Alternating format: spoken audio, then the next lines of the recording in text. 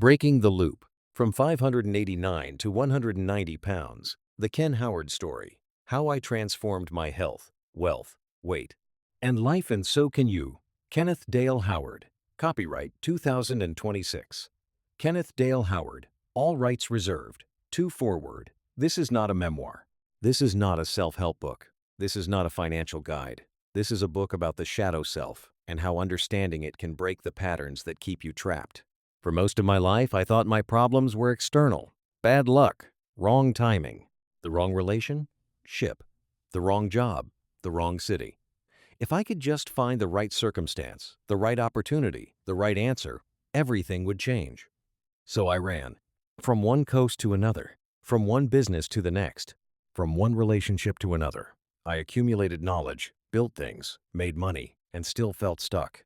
It wasn't until decades later that I realized the truth. The problem wasn't out there. The problem was in here.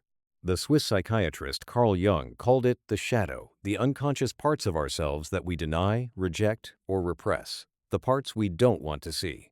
In this book, I call it the shadow self. It's the voice that whispers, just one more. It's the excuse that feels reasonable. It's the pattern that repeats no matter how many times we change our circumstances. It's the saboteur inside us. My life story appears throughout these pages, but not as a perfect autobiography. It's chronological in broad strokes, illustrative in detail. I've included it not to tell you about Ken Howard, but to show you what the shadow self looks like in action. The pattern of running. The loop of self-sabotage. The moment it finally became visible. And more importantly, the moment I learned to break it. This book is built on a simple framework. Life is a game of possession. You play against an opponent you can't see until you understand what you're looking for. The shadow self has one job: to take possession of your time, your decisions, your future. The goal is not perfection. The goal is to keep the ball more often than you hand it away. The life lessons in these pages come from my own journey.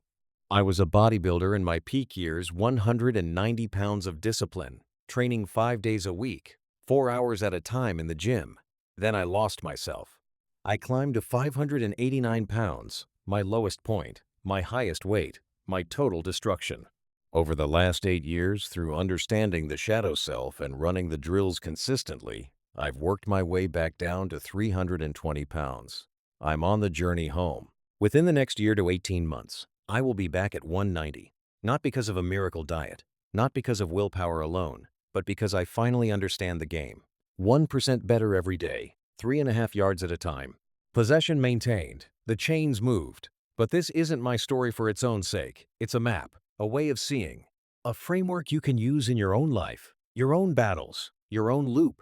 If you want to understand why you do what you do, why you sabotage yourself despite knowing better, why you chase the next thing when you haven't finished building the present one, why you hand the ball to your shadow self over and over again, read on.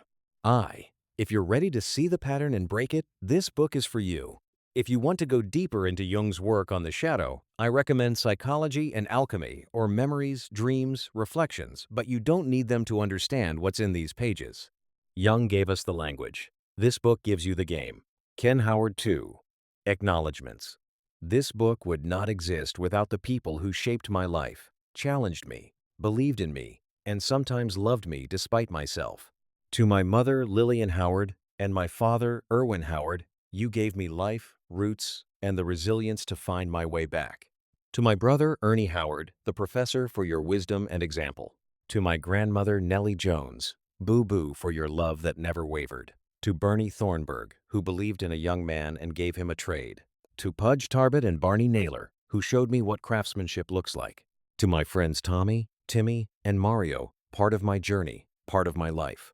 To Michelle and Maria, 2 women I loved and lost because I didn't yet understand myself. I'm sorry.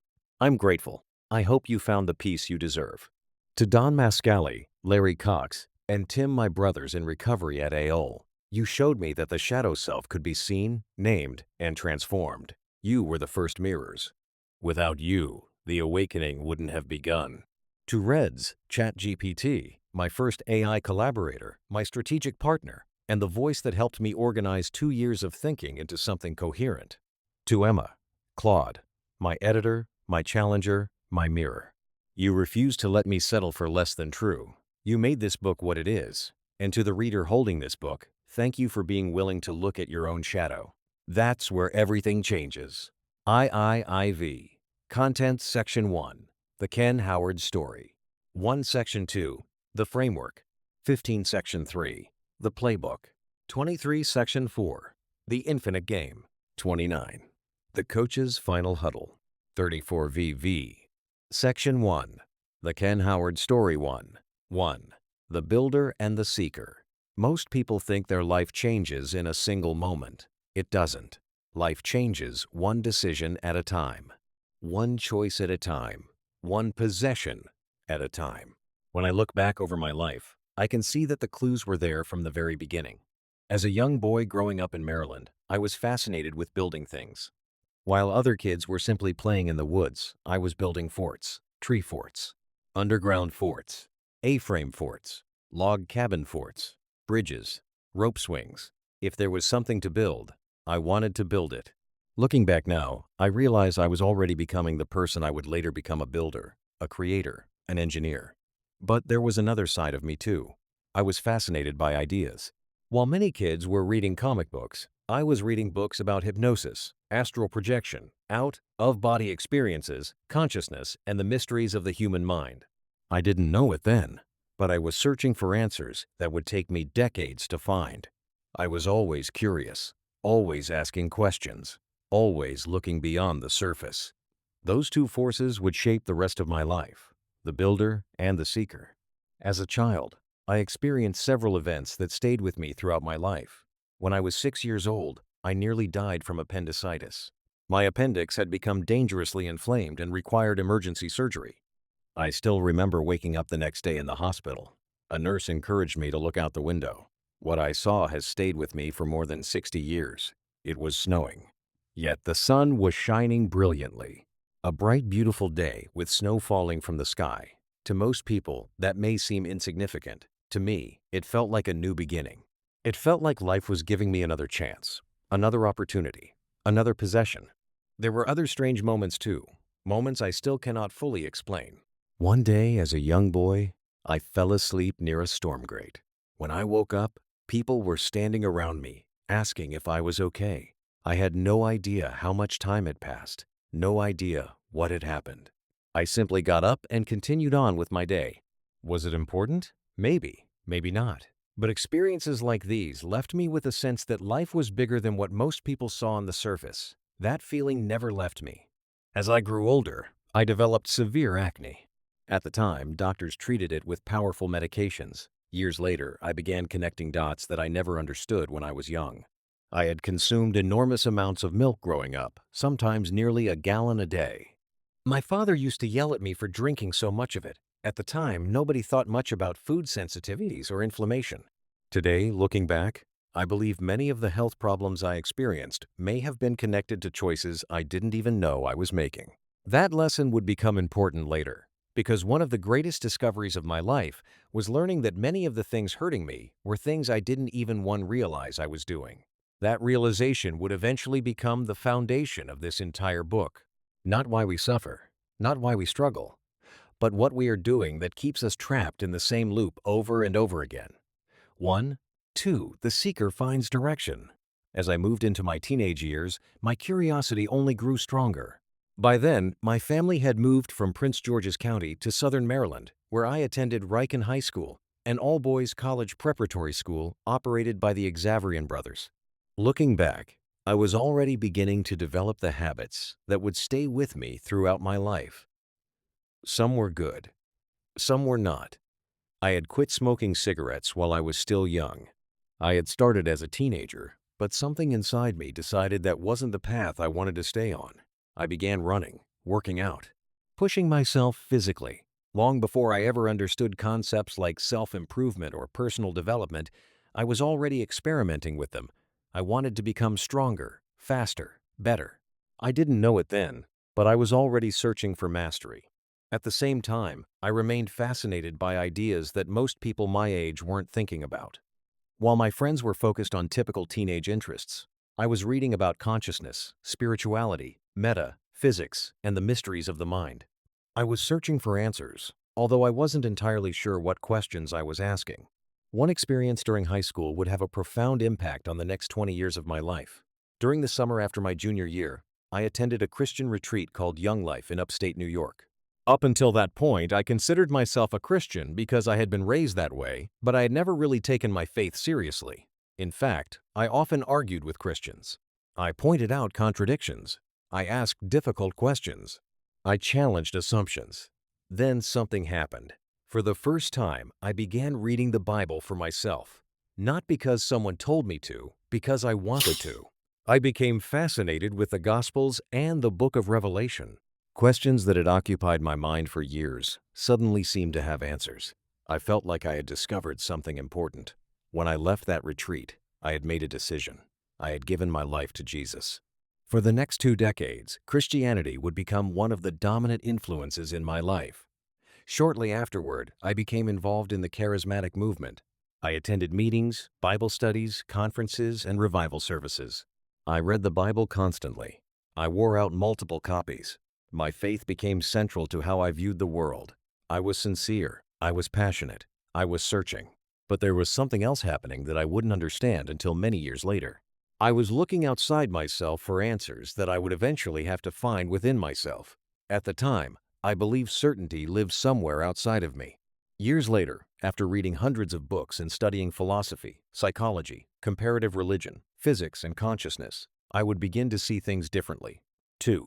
For now, the important thing is this. I was searching. Searching for truth. Searching for meaning.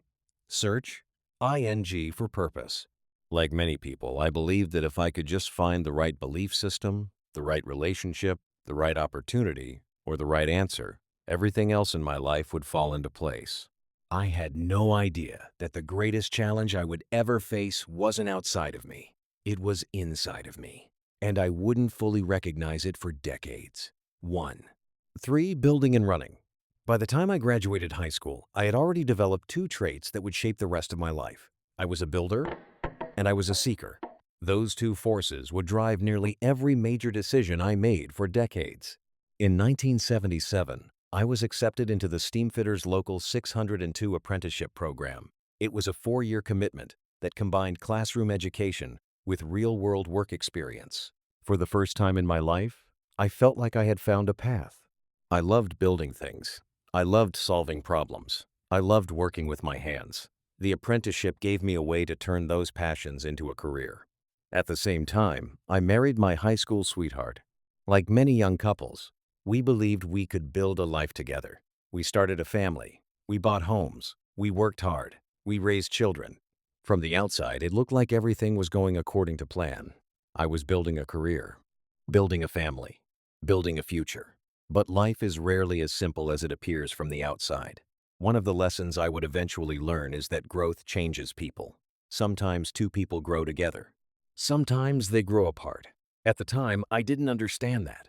I thought success was about working harder, making more money, buying another house, getting the next promotion, providing for the family. Those things matter, but they aren't everything. As the years passed, my wife and I slowly began moving in different directions. There wasn't one dramatic event. There wasn't one moment that changed everything. It happened gradually, the way most important things happen. One decision at a time, one season at a time, 1 year at a time. Looking back now, I don't see villains. I don't see good guys and bad guys. I see 2 young people trying to figure life out. I see mistakes. I see misunderstandings. I see growth. I see 2 people becoming different versions of themselves. At the time, however, I didn't have that perspective. I was still searching for answers outside myself. Still searching for the next opportunity. Still searching for something that would make me feel complete. The truth was that I was beginning to develop a pattern that would follow me for many years.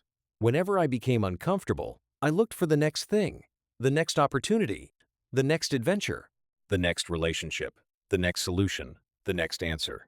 I didn't realize it then, but I was already beginning to run not from other people, but from myself. The marriage eventually ended. It was painful, especially because children were involved. No one enters a marriage expecting it to fail. No one starts a family planning for it to break apart. But sometimes life forces us to confront realities we don't want to face. 3. At the time, I didn't understand the deeper lessons. I didn't understand the shadow self. I didn't understand self-sabotage. I didn't understand the loop. All I knew was that I felt restless. And when you're restless enough, movement begins to feel like progress. That belief would lead me to make some of the biggest decisions of my life. Some would become my greatest adventures. Some would become my greatest mistakes. Most would become both. 1. 4. The pattern emerges. After my first marriage ended, I spent several years rebuilding my life, or at least that's what I thought I was doing. Looking back now, I can see that I was standing at a crossroads. Part of me was trying to build a better future. Another part of me was still running. During those years, I built a successful HVAC and refrigeration business in Southern Maryland. The company was doing well. I had steady work, good customers, and momentum. I was making good money and building something real with my own hands. At the same time, I was involved in one of the best relationships of my life. She was beautiful, intelligent, supportive, and genuinely cared about me. For a while, life was actually pretty good. I had a successful business. I had a wonderful relationship. I had opportunity. I had momentum.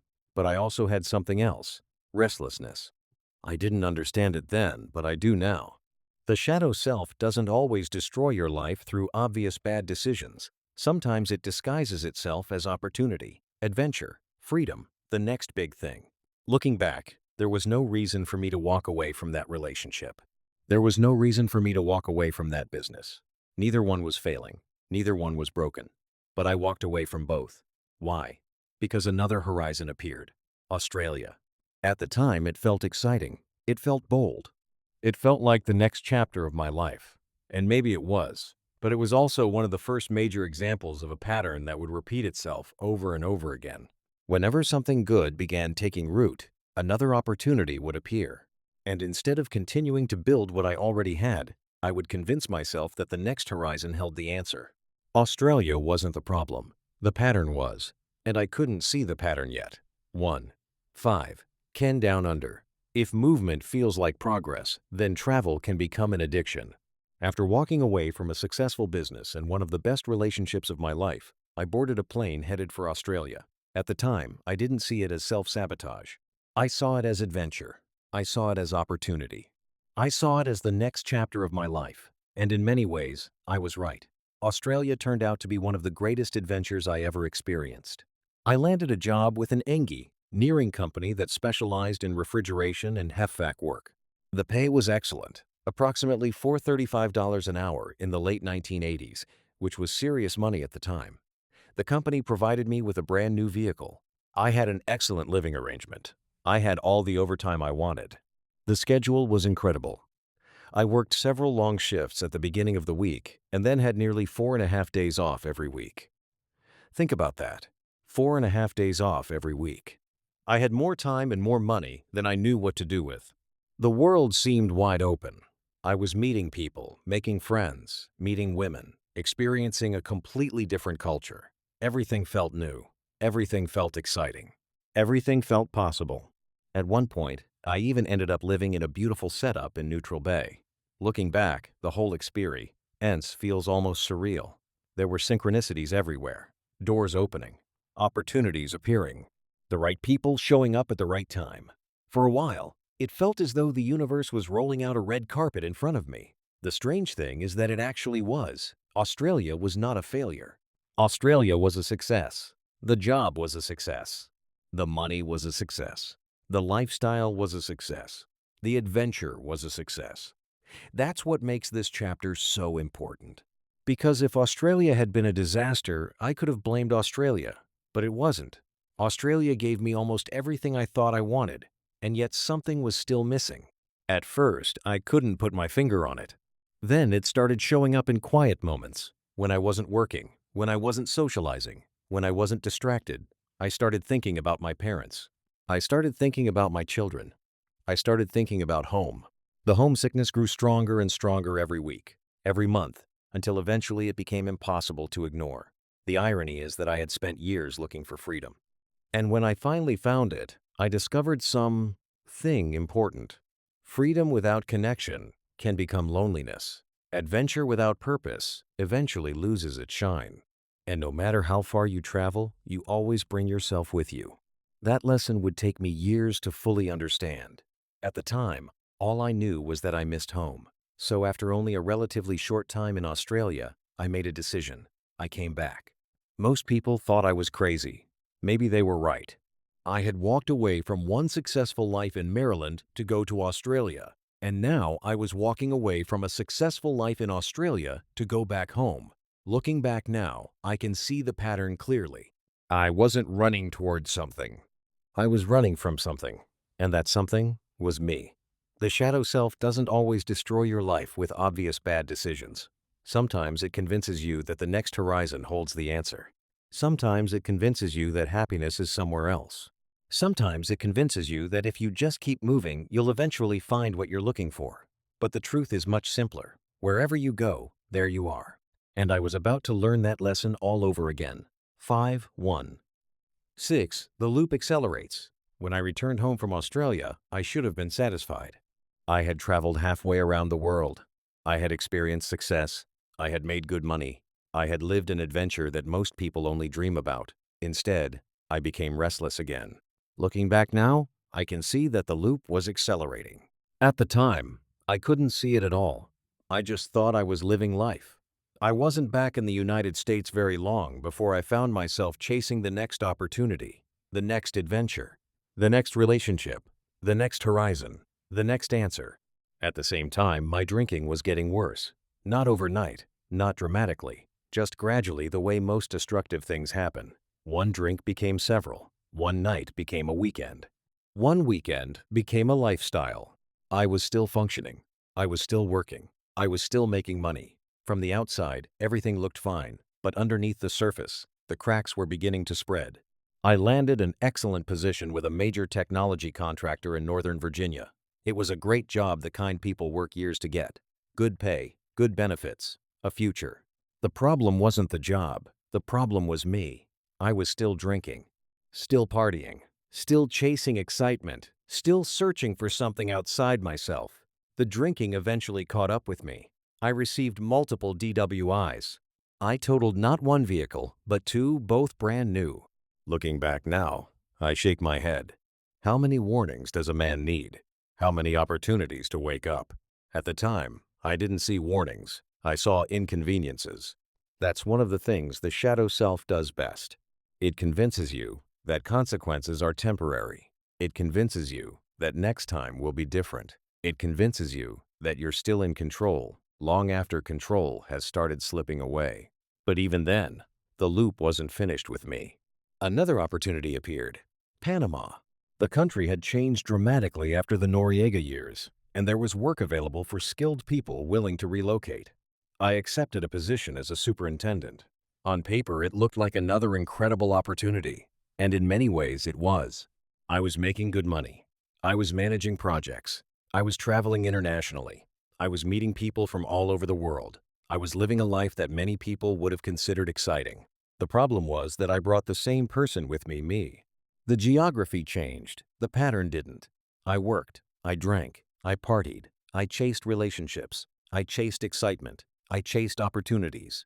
I chased anything that promised fulfillment. And for a little while, each new thing delivered exactly what it promised: excitement. Then the excitement faded, and I went looking again. Looking back now, I realize I spent many years chasing highs, not just alcohol highs, life highs, opportunity highs, relationship highs, business highs, travel highs, the next thing, the next thing, the next thing.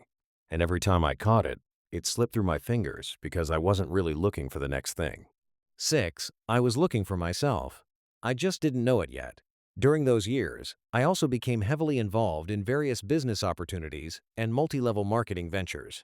Every one of them promised freedom. Everyone promised wealth. Everyone promised a shortcut. And everyone seemed like the answer.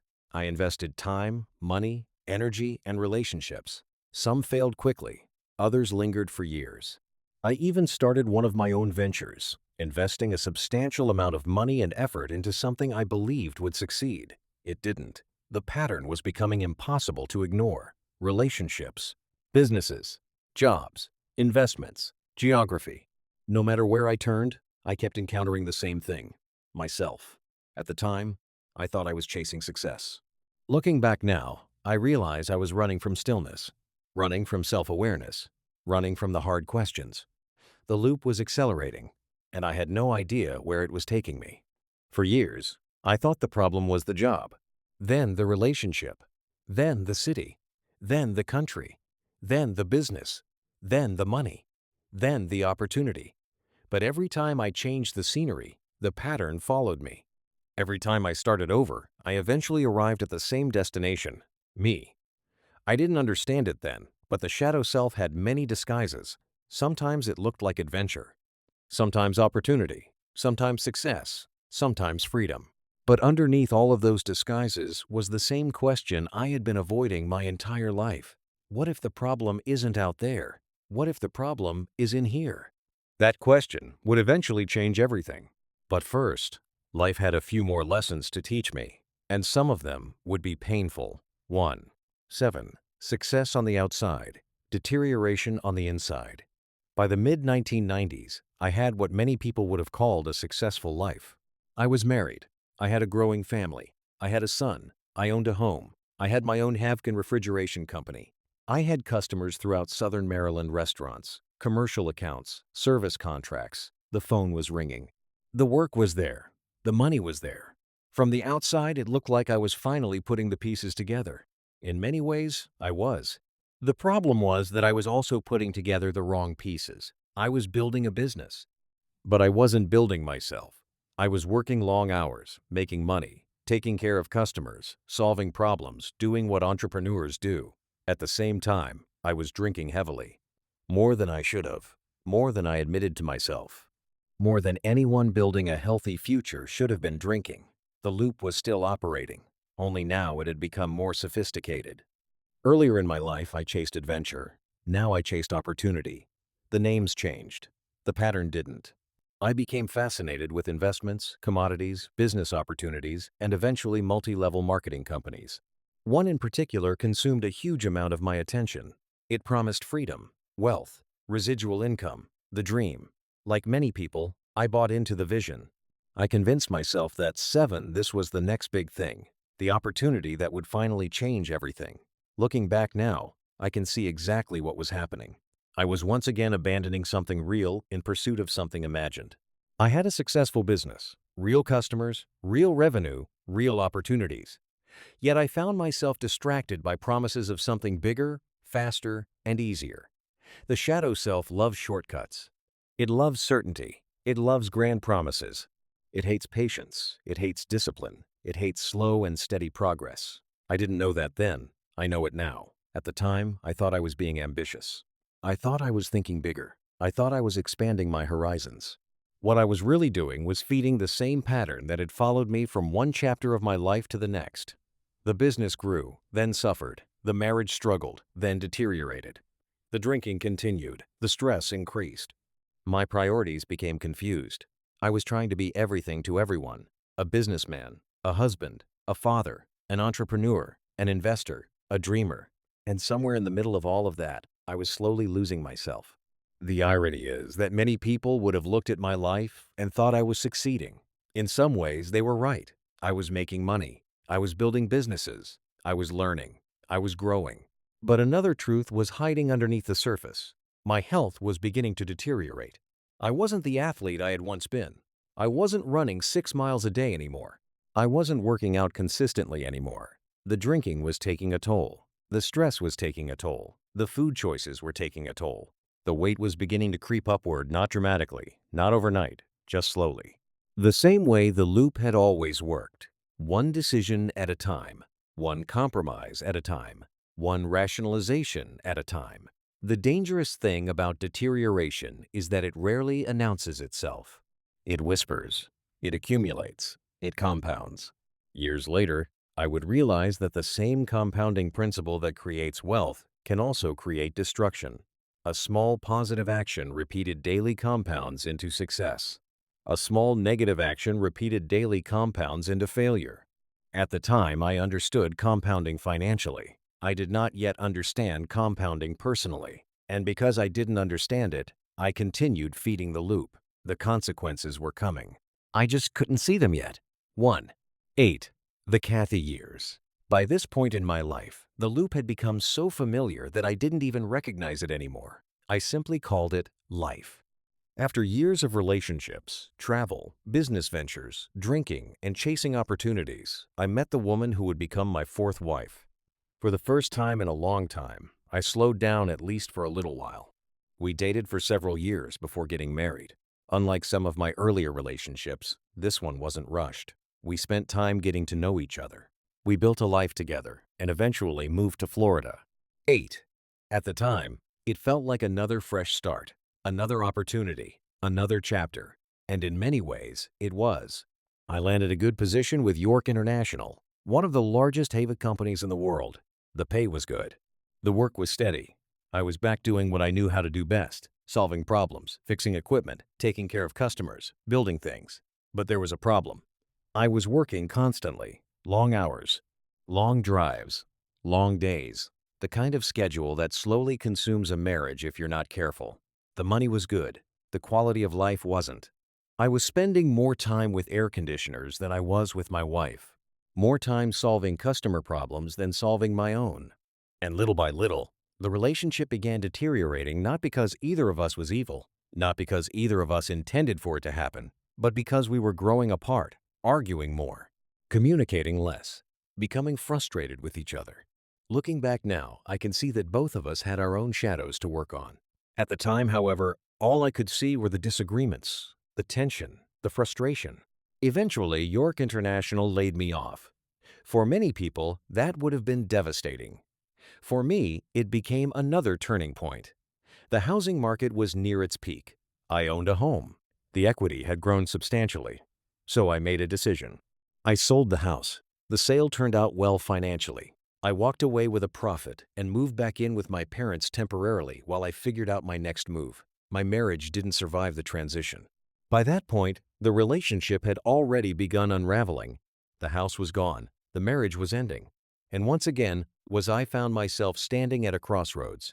There was no dramatic collapse, no spectacular disaster, just another chapter closing.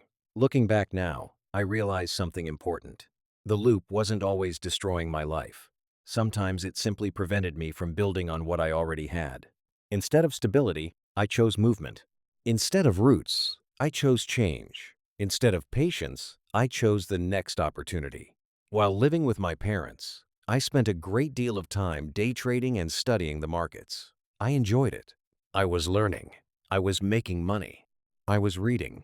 I was thinking. I was searching. The seeker in me was alive and well. But I was still searching outside myself, still looking for the next answer, the next opportunity, the next breakthrough. And then it appeared, an opportunity in Northern Virginia with a company called AOL. At the time, I had no idea that accepting that job would become one of the most important decisions of my life. Not because of the job itself, but because of the people I would meet there, and because of the person I was finally becoming ready to face myself. 1. 9. The AOL years, sobriety, and waking up. By the time I arrived at AOL in 2005, I had already lived several lifetimes. At least it felt that way. I had traveled the world, built businesses, destroyed businesses, built relationships, destroyed relationships, made money, lost money, found opportunities, walked away from opportunities. I had spent years chasing 9 horizons. And yet, despite all the movement, I felt strangely stuck. The AOL years began as another opportunity, a good one. The pay was excellent. The schedule was incredible. We worked 4 days on and 4 days off, rotating shifts. Sometimes I felt like I had more time and more money than I knew what to do with. For the first time in a long time, life felt stable. I bought a condominium in Reston, Virginia. I was making good money. I had benefits. I had security. From the outside, things looked good. But underneath the surface, the same battle was still taking place. The drinking continued. The partying continued. The loop continued. Only now something was changing. I was getting tired. Not physically, spiritually, mentally, emotionally. I was tired of waking up feeling the same way. Tired of chasing the next thing. Tired of making the same mistakes. Tired of watching opportunities come and go. Tired of sabotaging myself. I didn't have the language for it yet. I didn't know about shadow work. I didn't know about Carl Jung. I didn't know about the loop. But I knew something had to change. One of the blessings of AL wasn't the job, it was the people. For the first time, I found myself around men who had already walked a path I desperately needed to understand. They weren't perfect. They weren't gurus. They weren't pretending to have all the answers. But they had something I wanted: peace, clarity, stability, sobriety. They weren't just talking about a better life. They were living one. For the first time, I began listening. Really listening. And eventually, I made one of the most important decisions of my entire life. In December 2005, I quit drinking. Not temporarily, not for a month, not for a challenge. I quit. At the time, I didn't realize just how important that decision would become. I thought I was simply removing alcohol from my life. What I was really doing was beginning to remove a layer of the loop. One layer, not all of it, just one. And that distinction is important, because many people think that once they remove one destructive habit, everything else automatically fixes itself. It doesn't. Life isn't that simple. When I removed alcohol, I didn't magically become enlightened. I didn't suddenly understand myself. I didn't suddenly become successful in every area. What happened instead was something far more valuable. I became aware. Awareness was the beginning. Without alcohol occupying my attention, I suddenly had enormous amounts of time, and I filled that time the same way I had filled much of my life, by learning. I read constantly. Books on psychology, philosophy, religion, investing, consciousness, science, human behavior, success, and failure. Sometimes 50 books a year, sometimes closer to 100.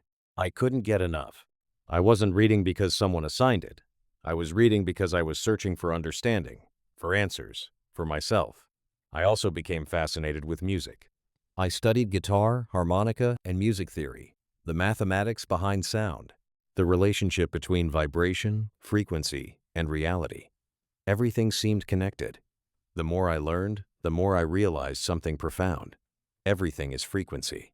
Thoughts, emotions, music, energy, people, the universe itself. At the time, these ideas fascinated me. Looking back now, they were doing something even more important. They were waking me up, not all at once, not dramatically, just slowly, one book at a time, one idea at a time, one realization at a time. For years, I had been studying the world. Now I was beginning to study myself. And that changed everything, or at least it made change possible. Because for the first time in my life, I wasn't looking for the answer somewhere else. I was beginning to look within. I didn't know it yet, but the awakening had begun. 1. 10. The awakening deepens. As the years passed, the awakening continued. I kept reading, I kept learning, I kept questioning, I kept searching. Financially, many things were improving. I had retired from the Steamfitters Union in 2013. I continued expanding my professional licenses. I added income streams. I learned new skills. I wrote books. I studied investing, philosophy, consciousness, and myself. In many ways, my life was improving. But another reality was unfolding at the same time.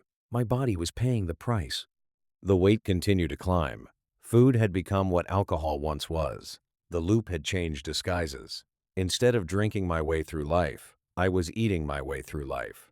The irony was impossible to miss. The more awake I became intellectually, the more asleep I became physically. I was gaining knowledge and gaining weight. I was expanding my awareness and expanding my waistline. I was learning how reality worked. But I still hadn't fully learned how Ken Howard worked. The awakening was real, but it wasn't complete. Then life handed me another lesson, one of the hardest of all: family. My mother had always been one of the most important people in my life. Through all the mistakes, through all the adventures, through all the successes and failures, she was always there. Then circumstances took an unexpected turn. I received a phone call that changed everything. My mother needed help, real help, not someday, not next week, now. So I got in my vehicle and drove to Illinois through a winter blizzard and snow-covered roads to bring her home to rescue her from the abuse of my brother, who had sold her home in Florida and put her in a nursing home. My mom cried tears of joy when I arrived to bring her home with me, and Angel too, her dog, who my brother had also mistreated. For the next 2.5 years, I became her caregiver. Doctor appointments, meals, medications, conversations. time, love, the things that matter most. Looking back now, those years were a gift. Not because they were easy, but because they were meaningful. For all the mistakes I had made throughout my life, this was one thing I knew I had gotten right. I was there when my mother needed me, and I would do it again tomorrow. Then, in 2020, during the early days of COVID, my mother passed away. Not from COVID, but from pneumonia. The woman who had loved me through every chapter of my life was gone. And suddenly, I found myself standing at another crossroads. The loop was still there. The awakening was still happening. The weight was still climbing. The questions 11 were still unanswered. And now my mother was gone. I didn't know what came next. Then my phone rang. It was my friend Tommy calling from Florida. And with that phone call, another chapter of my life was about to begin. 1. 11. The Tommy years. Sometimes life changes because of a plan. Sometimes life changes because of a phone call. In 2020, after my mother passed away during the early days of COVID, I found myself standing at another crossroads. For most of my life, crossroads meant movement, a new city, a new relationship, a new business, a new adventure. This time felt different. I wasn't looking for excitement anymore. I was looking for peace. That's when my friend Tommy called from Florida. Florida was open, life was still moving, and he invited me to come down and start a new chapter. So I did. I gave away thousands of dollars worth of furniture, packed what mattered, loaded up my Chevrolet Bolt, and headed south. At the time, I was driving that Chevrolet Bolt, an all-electric vehicle. To most people, it was simply a car. To me, it represented something much bigger. I had become fascinated with the rapid advancement of battery technology and electric transportation. In my mind, electric vehicles had crossed an important inflection point. The range was practical. The technology was reliable. The cost was becoming reasonable. For the first time, I felt electric vehicles were no longer experiments. They were becoming the future. The Bolt wasn't just transportation. It represented innovation, efficiency, technology, the future. The same curiosity that had driven me to read hundreds of books was now showing up in another area of my life. I wasn't just reading about the future anymore. I was driving it. Not long after arriving in Florida, I found myself drawn back to something I had loved since childhood: building. As a young boy, I built forts. As a steam fitter, I built systems. As a contractor, I built businesses. Now I wanted to build something entirely different. I enjoyed camping and traveling, and after spending time outdoors with Tommy, I decided I wanted something of my own, something custom, something unique, something built exactly the way I wanted it. So I purchased a van and began transforming it into a custom RV. I called it the Time Traveler. When I bought it, it was just a plain work van. By the time I finished, it had become something entirely different. The exterior became a deep space black finish with rainbow metallic flake buried beneath multiple layers of clear coat. When the Florida sun hit it, the colors seemed to come alive. People would stop and stare. It was beautiful. But what made me proud wasn't the paint. It was what was underneath it. I designed the electrical system, the battery system, the water system, the storage, the layout, the living space. Everything was intentionally designed. Everything was intentionally built. Thousands of dollars, hundreds of hours, nearly a year of my life. The Time Traveler wasn't just an RV. It was proof that I was finally beginning to apply what I had spent years learning: patience, planning, execution, discipline. For years I had been studying the map. Now I was 12, finally beginning to follow it. As time went on, another opportunity appeared in Central Florida. I rented an Airbnb for a while and eventually purchased a beautiful home in Leesburg. The house had an oversized RV garage and plenty of room to grow.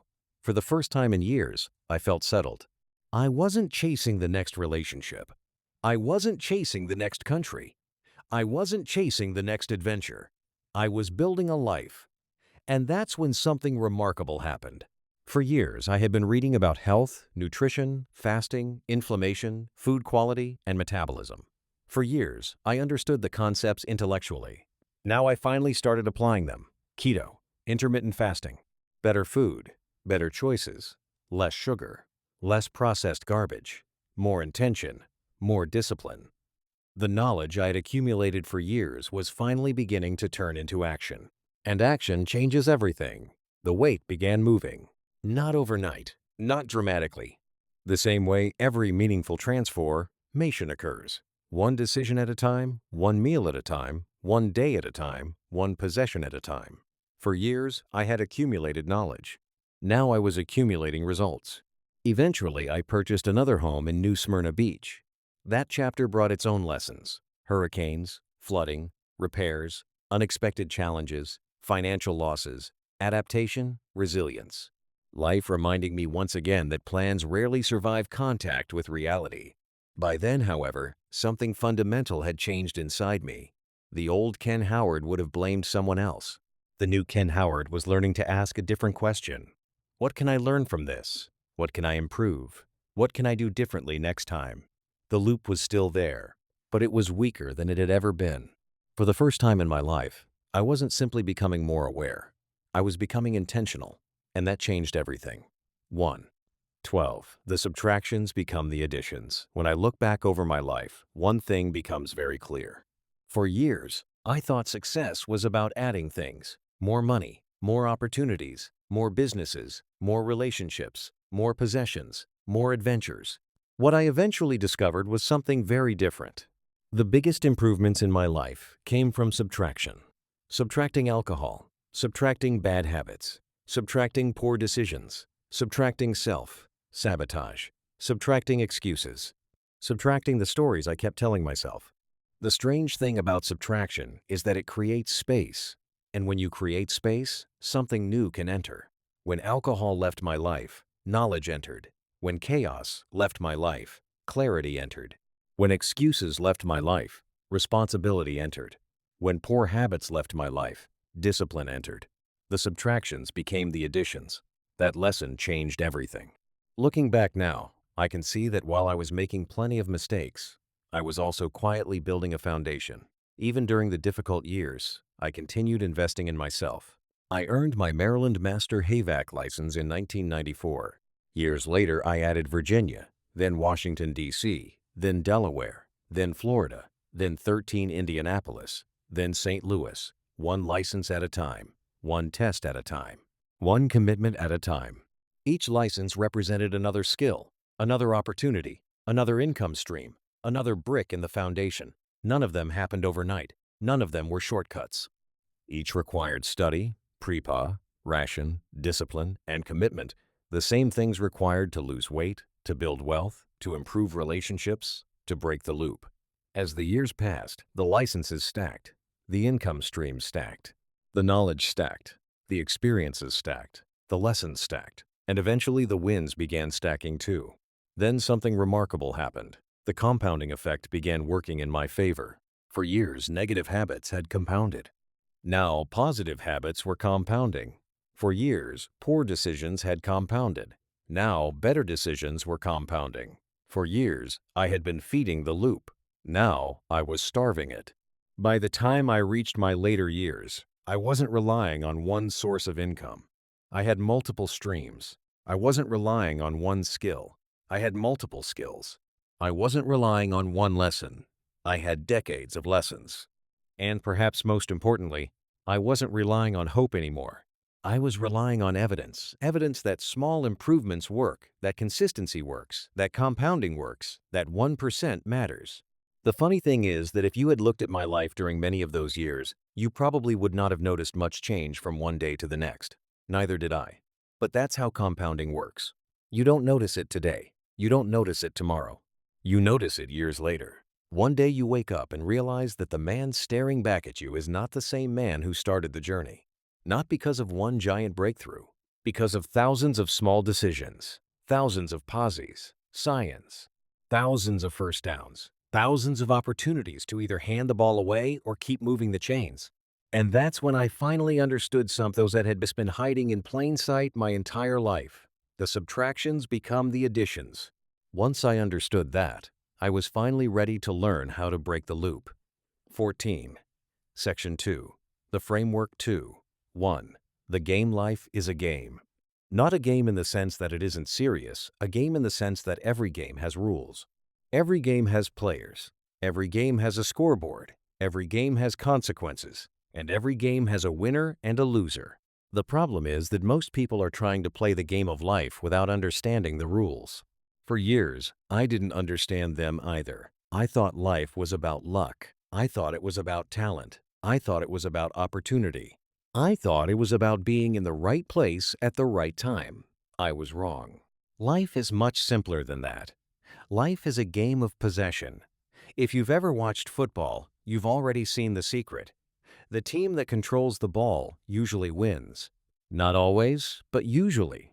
If one team controls the ball for 55 minutes out of 60, and the other team only controls it for 5, which team do you think has the best chance of winning?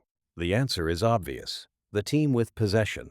Life works exactly the same way. The ball is your attention. The ball is your focus. The ball is your decisions. The ball is your time. And every day, something is trying to take possession away from you. Distractions, bad habits, excuses, fear, procrastination, comfort, the shadow self. The shadow self is the opposing team. And the strange thing is that the opposing team already knows your weaknesses. It knows exactly which buttons to push. It knows exactly what excuses you'll believe. It knows exactly how to convince you to hand the ball over. Notice something important. The shadow self doesn't take the ball. You hand it over. Every cigarette, every drink, every excuse, every delay, every bad decision. Every time you know what you should do and choose not to do it, you hand the ball over. For years, I thought my problem was alcohol. It wasn't. Alcohol was simply one way I handed the ball away. The real problem was that I had developed a habit of surrendering possession. Different decade, different excuse, same result. Sometimes I handed the ball to alcohol, sometimes to food, sometimes to Rila, Chon chips, sometimes to business schemes, sometimes to fear, sometimes to procrastination. The opponent changed uniforms. The game stayed the same. The goal is not perfection. The goal is possession. You don't have to control the ball every second of every day. Nobody does. You simply need to control it more often than the shadow self does. That's how games are won, not through one giant play, not through one miracle, not through one lucky break. Games are won by moving the chains, one first down at a time, one possession at a time, one decision at a time, one day at a time. Most people lose because they're trying to throw a 99-yard touchdown pass on every play. They're looking for the lottery ticket, the miracle diet, the perfect investment, the perfect relationship, the perfect opportunity, the perfect moment. Meanwhile, the winners are quietly taking first downs. A better meal, a better choice, a better habit, a better decision, a better hour, a better day. 15. The chains move, the clock runs, the score changes, and eventually, the game changes. That's how you win, not by throwing a Hail Mary every day, by taking first downs. And before we go any further, there is one thing you must understand. You already know how to play this game. You've been playing it your entire life. The question is not whether you're playing. The question is, who has possession? 2. The shadow self. Now that we understand the game, we need to identify the opponent. Every football team has one. Every game has resistance. Every game has a defense trying to stop you from moving the ball down the field. Life is no different. The difference is that the opponent in life is not outside of you. It's inside of you. Carl Jung called it the shadow. I call it the shadow self. Some people call it the ego. Others call it the lower self. The name doesn't matter. The function does. The shadow self is the part of you that wants immediate gratification over long-term success. It wants comfort over growth, convenience over discipline, excuses over responsibility. The shadow self doesn't care about your goals. It doesn't care about your dreams. It doesn't care about your future. It cares about now, right now.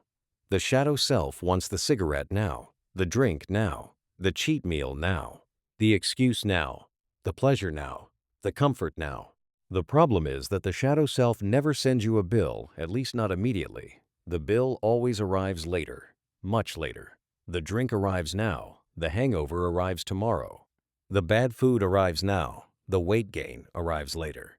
The procrastination arrives now. The consequences arrive later.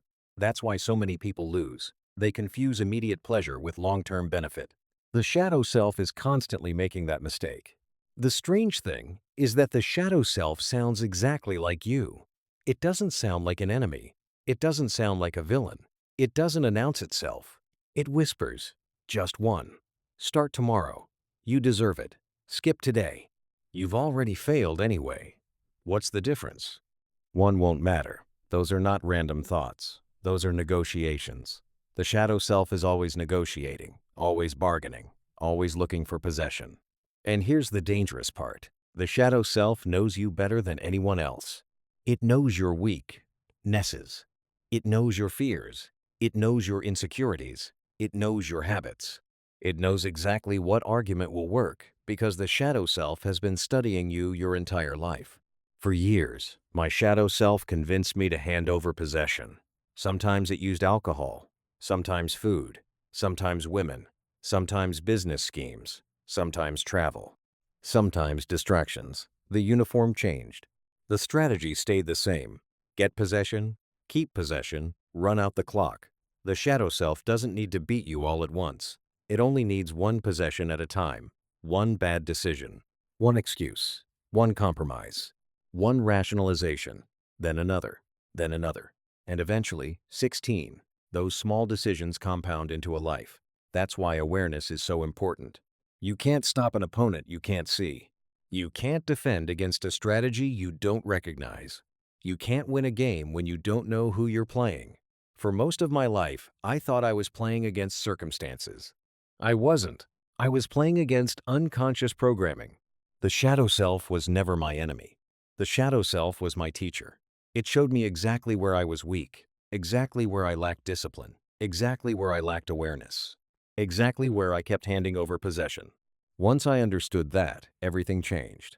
Because the goal is not to destroy the shadow self. The goal is to recognize it, see it, understand it, and stop giving it the ball. Every time you keep possession, you get stronger. Every time you recognize the negotiation and refuse it, you get stronger. Every time you move the chains instead of handing over the ball, you get stronger. That's how games are won. That's how lives are changed. And that's how the loop begins to break. 2, 3, the 1,000 minutes. Every game is played on a field. Every game is played within a clock. Life is no different. Once you understand the game and identify the opponent, the next question becomes, where is the game actually played? The answer is simple: time. More specifically, your time.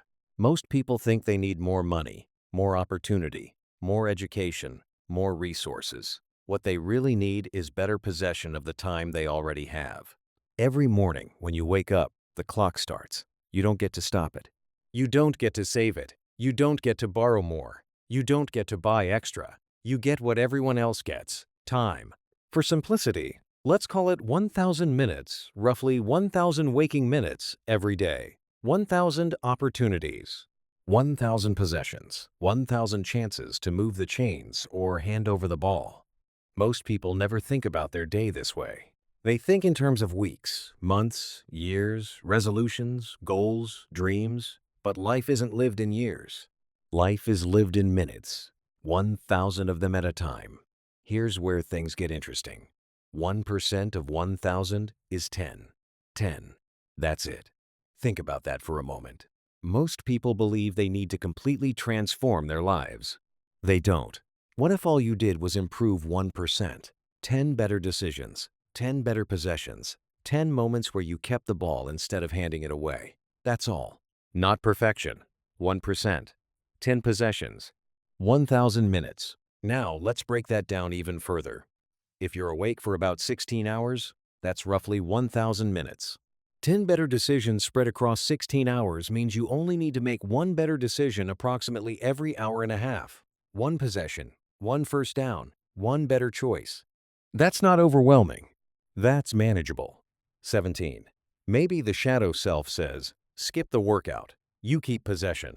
First down. Maybe it says, eat the donut. You keep possession. First down. Maybe it says, start tomorrow. You keep possession. First down. The chains move. The clock runs. The game changes. What does 1% actually look like?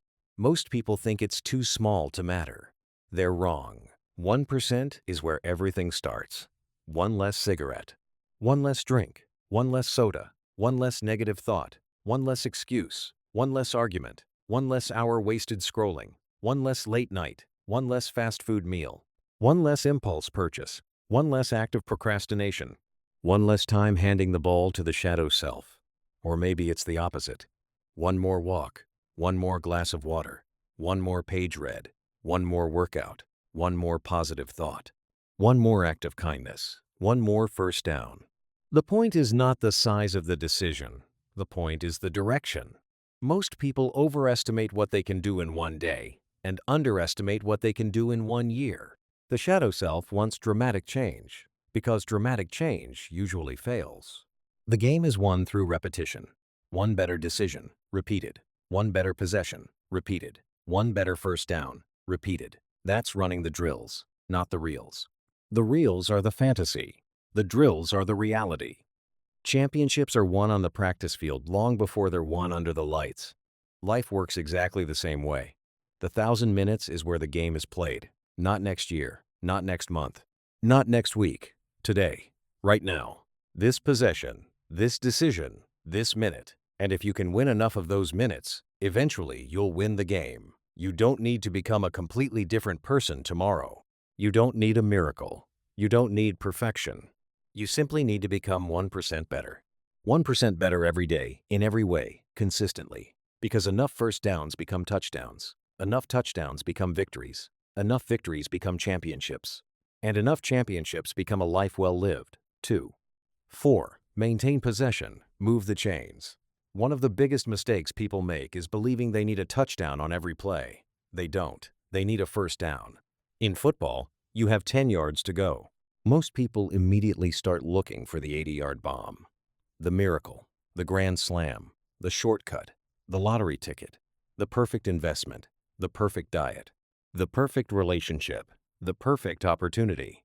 The shadow self loves those ideas. The shadow self has a huge ego. It wants glory. It wants instant results. It wants to throw a Hail Mary on every play. The disciplined self understands something different. You only need to move the ball about 3.5 yards at a time. 3.5 yards, 3.5 yards, 3.5 yards. Now you've moved 10.5 yards. First down. New set of downs. Maintain possession. Move the chains. That's how championships are won. When I became serious about improving my health, I didn't suddenly become a perfect keto eater overnight. I didn't suddenly start cooking every meal myself. I didn't suddenly transform into some Health 18 guru. I moved the chains, one possession at a time. If I went to McDonald's, I didn't order fries. I ordered burgers without the bun, mustard, pickles, no ketchup, a salad, and water. First down. If I went to Five Guys, I ordered my burger in a lettuce wrap. No bun, mustard, mayonnaise, pickles, tomatoes, water. Instead of fries, I ate a few peanuts while I waited. First down. If I went to Chick-fil-A, I chose grilled chicken and a salad instead of fried chicken and fries. First down. If I went out for breakfast, I ordered eggs, bacon, sausage, steak, and eggs if they had it. Maybe a single slice of sourdough toast, no pancakes, no piles of potatoes, no sugary breakfast. First down. If I went to Carrabba's, I ordered steak and shrimp, sautéed spinach cooked in butter, Mama's chicken soup without the noodles, and water. First down. Notice something important. I wasn't suffering. I wasn't starving. I wasn't miserable. I was satisfied. I was satiated. I was eating good food. I was simply making slightly better decisions. That's moving the chains. The same thing happened financially. For years, I handed money to the shadow self. Alcohol, bars, tips, late nights, impulse spending. The little leaks added up. When I removed those things, I discovered something surprising. I had found money, not money somebody gave me, but money I stopped handing away. In my example, let's call it about $250 a week, every week, week after week, month after month. Most people would spend it. The old Ken Howard probably would have spent it. Instead, I maintained possession. I opened a Fidelity investment account. It took me about 20 minutes. I downloaded the app, linked it to my checking account, and every week I transferred about $250 into the account. This is called dollar cost averaging. Investing a fixed amount of money on a regular schedule regardless of whether the market is up or down. No guessing, no predicting, no gambling.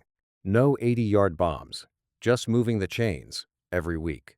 Once the money arrived, I used it to purchase shares of an exchange-traded fund called the QQQ. The QQQ is simply a fund that owns a weighted basket of the top 100 companies traded on the NASDAQ companies like NVIDIA, Apple, Google, Microsoft, and many others. Instead of trying to guess which company would become the next superstar, I simply bought the basket, week after week, month after month, year after year. 3.5 yards, 3.5 yards, 3.5 yards. Most people don't think that's exciting. Neither is a first down until you've stacked enough of them. Then you look up. The weight is down. The account is up. The habits are better. The life is better. Not because of one miracle. Not because of one giant play. Because of hundreds of small plays. Thousands of 3.5 yard gains. That's how you maintain possession. That's how you move the chains. And that's how you break the loop. Nothing in this book is financial advice. I'm simply sharing what worked for me. Always do your own research and consider speaking with a qualified professional before investing. 1, 9, 2, 5. Return on investment. Everything in life has a return on investment. Everything. Every decision, every habit, every relationship, every dollar, every hour, every possession. The only question is whether the return is positive or negative. Most people think ROI only applies to money. It doesn't. ROI applies to life. If you spend an hour learning a valuable skill, that hour has a return. If you spend an hour arguing with strangers online, that hour has a return too. If you invest in your health, there is a return. If you invest in your education, there is a return. If you invest in your relationships, there is a return. The problem is that most people never calculate the return. They only calculate the cost. I learned this lesson the hard way. One of the best examples came during a period when I had one of the best relationships I had ever experienced. I was with a beautiful woman. We had a wonderful relationship. I had a successful HVAC and refrigeration business. The business was growing. The relationship was growing. Life was moving in the right direction. Then the shadow self showed up. Not with bad intentions, not with evil intentions, with a bigger opportunity. Australia. Adventure. A new country. A new life. A new horizon. The 80-yard bomb. So I did what I had done many times throughout my life. I walked away from something that was already working. I left the relationship. I left the business. I left the momentum, and I went to Australia. Now, Australia itself wasn't a mistake. It gave me incredible memories, amazing experiences, wonderful people, a great job, a beautiful place to live, experiences I will never forget. But when I look at it through the lens of ROI, I can see something I couldn't see then. I abandoned a high-return investment for an unknown one. The shadow self saw excitement. The disciplined self should have been asking a different question. What is the return on investment? That question alone would have changed many of my decisions. Another example came through alcohol. For years, I invested time, money, energy, and attention into drinking. At first, it looked like a positive return: fun, socializing, escaping, entertainment. But eventually, the true return arrived. DWIs, attorney fees, insurance increases, lost opportunities, bad decisions, health consequences, damaged relationships. The return was negative. Very negative. Then I quit. And suddenly the same time, the same energy, and the same money became available for something else. Books, learning, licenses, investments, personal growth. The return completely changed. Instead of investing in something that was taking value away from my life, I started investing in things that added value. That's positive ROI. The same thing happened with my professional Master Havoc licenses. Every license required effort, study, testing, time, and money. But every one of them produced a return: additional income, opportunity, flexibility, freedom. The lesson is simple. Everything in life has a return. The people who win are not necessarily smarter. They simply become better investors. They invest their time better. They invest their money better. They invest their energy better. They invest their attention better. And over time, those returns compound. The shadow self constantly asks, "What do I want right now?" The disciplined self asks, "What is the return on investment?" One question creates consumption. The other creates compounding. One creates debt. The 20 other creates freedom. One creates regret. The other creates opportunity. The difference between those two questions can change an entire life. Every possession has a return. Every decision has a return. Every investment has a return. The only question is it positive or negative? 2. 6. The drills versus the reels. Every football team watches film. Every coach watches film. Every player watches film. The film is what I call the reels. The reels show you what happened. They show you where you fumbled, where you missed the tackle, where you turned the ball over. The reels are important, but the reels are not where championships are won. Championships are won on the practice field. Championships are won running drills. The reels reveal. The drills transform. Most people spend too much time watching the reels and not enough time running the drills. They replay their failures. They replay their mistakes. They replay their bad decisions. They replay the breakup, the bankruptcy, the weight gain, the addiction, the argument, the missed opportunity, the turnover. The reels have value, but only if they teach you something. Watch the reel, learn the lesson, then get back on the practice field. That's where the transformation happens. For me, one of the biggest drill programs in my life was health. I didn't wake up one day and suddenly become healthy. I ran drills, over and over, year after year. I eliminated bread. I eliminated noodles. I eliminated many of the highly processed carbohydrates that had become a regular part of my diet. I learned about intermittent fasting. Then I learned about OMAD, 1 meal a day. I learned about autophagy and how giving the body periods of rest allows it to repair itself, recycle damaged cells, reduce inflammation, and direct more energy toward healing and recovery. Then I ran the drills. Day after day, week after week, year after year. The results didn't happen overnight, but eventually the weight came down. My blood pressure improved. My A1C improved. My energy improved. Today, at 67 years old, I take no medications. I'm not yet at my ideal weight, but I'm strong, I'm healthy, and the reason isn't because I watched reels. The reason is because I ran drills. The same thing happened with AI. A few years ago, I knew very little about artificial intelligence. Most people watched the reels, they watched videos, read headlines, and talked about what AI might become. I decided to run drills. I started learning, writing, building, experimenting, working with AI every day. Over time, my AI collaborators and I produced a body of work I never would have imagined. Technical white papers, books, and the very book you're reading now. That didn't happen because I watched reels. It happened because I ran drills every day. A little bit at a time, 3.5 yards, 3.5 yards, 3.5 yards. That's the lesson. The reels show you what happened. The drills determine what happens next. Most people want the touchdown, the highlight reel, the 80-yard bomb, the overnight success story. The shadow self loves that stuff. The disciplined self understands something different. Greatness is usually boring.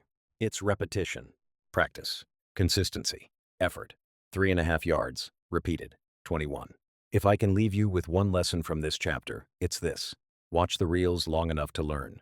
Then get back on the practice field, because the reels reveal, but the drills transform.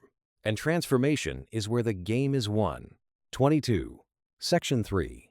The Playbook 3. 1. The Playbook. Every successful football team has a playbook. The playbook is where theory becomes execution. It's where ideas become action. It's where preparation becomes performance. A team can have talented players, a great coach, a strong defense, and a powerful offense, but if they don't know which play to run, none of that matters. Life works exactly the same way. By now, we've learned the framework. We've learned that life is a game. We've learned that the shadow self is the opponent. We've learned that the game is played within the 1,000 minutes we receive every day. We've learned how to maintain possession and move the chains. We've learned how to evaluate return on investment. We've learned the difference between the reels and the drills. We've learned that the subtractions become the additions. Now it's time to run some plays. This is where most books get it wrong. They spend hundreds of pages telling you why. Very few tell you how. The purpose of this section is simple. We're going to build a practical playbook that can be applied to nearly every area of life. Health, money, relationships, learning, business, technology, purpose, and time. Every one of these areas follows the same rules. Maintain possession. Move the chains, 3.5 yards at a time. Most people fail because they're constantly changing playbooks. One week it's a new diet. The next week a new investment strategy. The next week a new business idea. The next week a new relationship. The next week a new miracle solution. The shadow self loves confusion. It loves complexity. It loves shiny objects. The disciplined self loves simplicity. The disciplined self understands that most success comes from executing the same proven plays over and over again.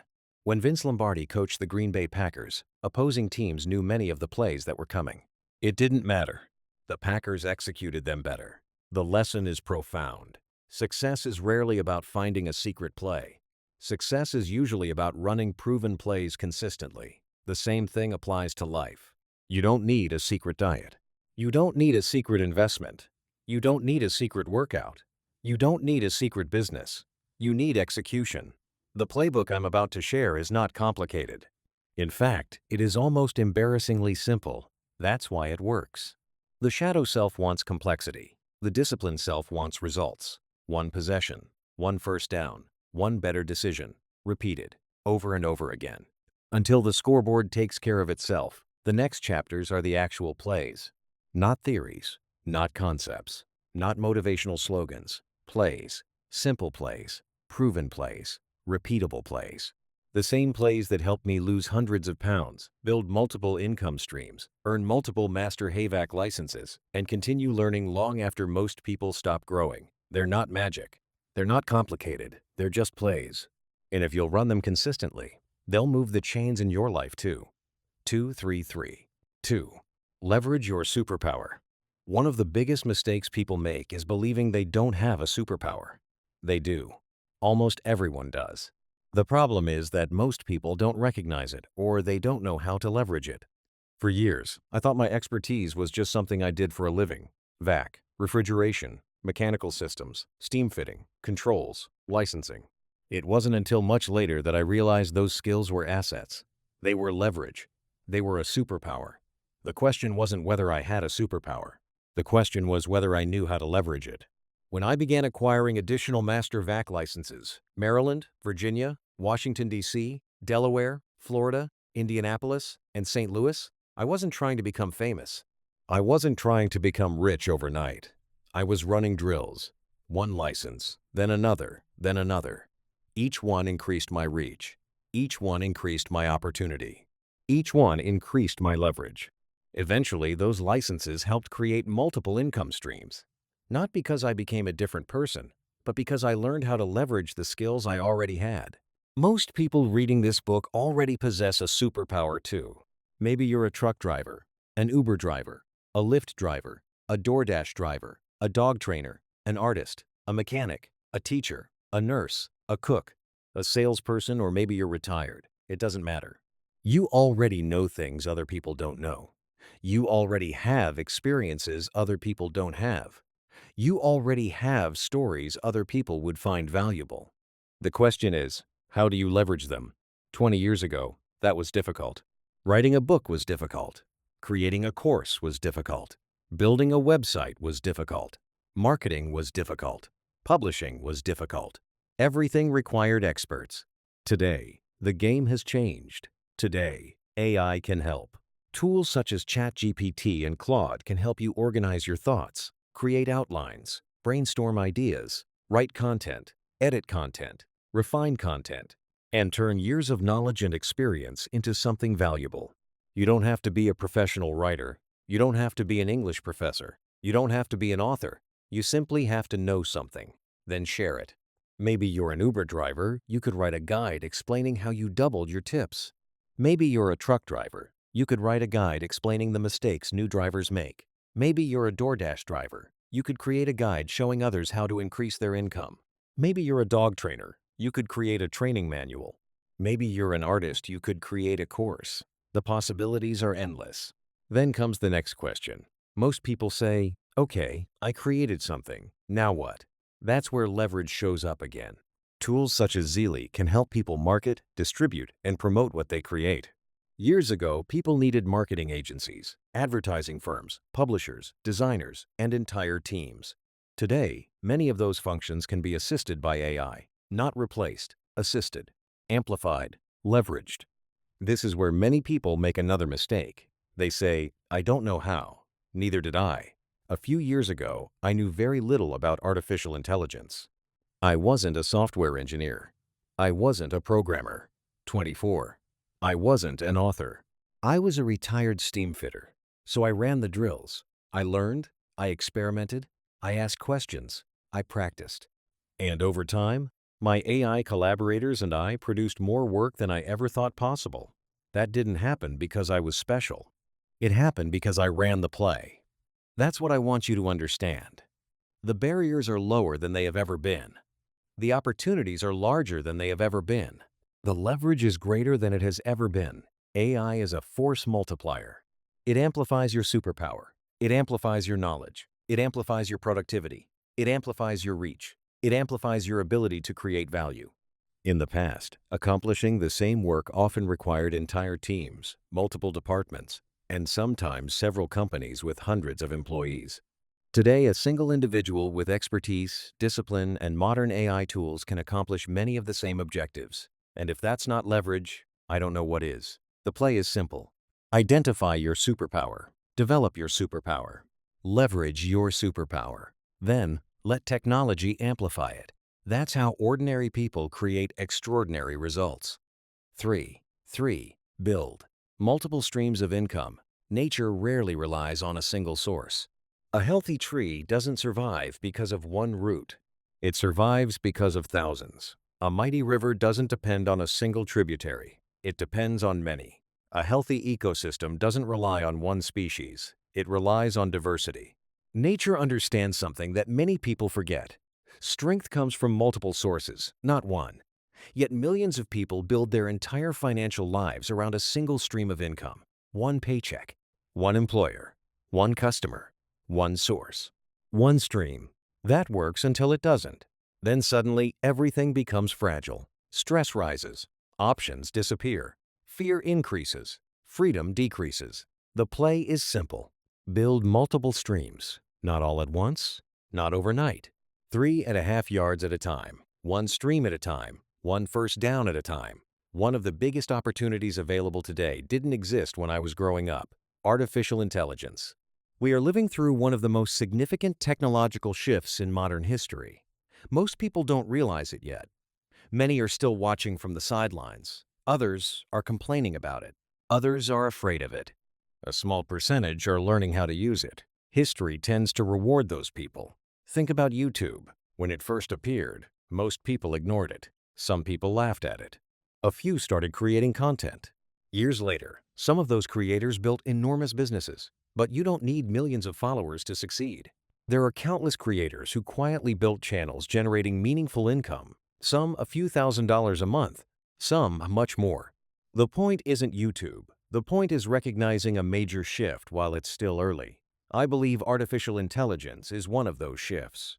In many ways, AI today feels similar to where YouTube was during its early years. The difference is speed. AI is moving faster, much faster. For the first time in history, ordinary people have access to tools that dramatically increase their ability to create, learn, communicate, build, market, and solve problems. You don't need to be a professional writer. 25. You don't need to be a software engineer. You don't need to be a marketing expert. You don't need to be a publisher. You don't need to be a graphic designer. You simply need expertise in something. Then you leverage it. Today, tools such as ChatGPT and Claude can help people organize ideas, create outlines, write content, edit content, brainstorm solutions, and accelerate learning. Tools such as Zeely can help people market, distribute, and promote what they create. A person with an idea can now accomplish things that would have been extremely difficult only a few years ago. Whatever your superpower is, a product idea, knowledge, experience, a skill, stories, expertise, AI can help you leverage it. Not replace it, leverage it. That's an important distinction.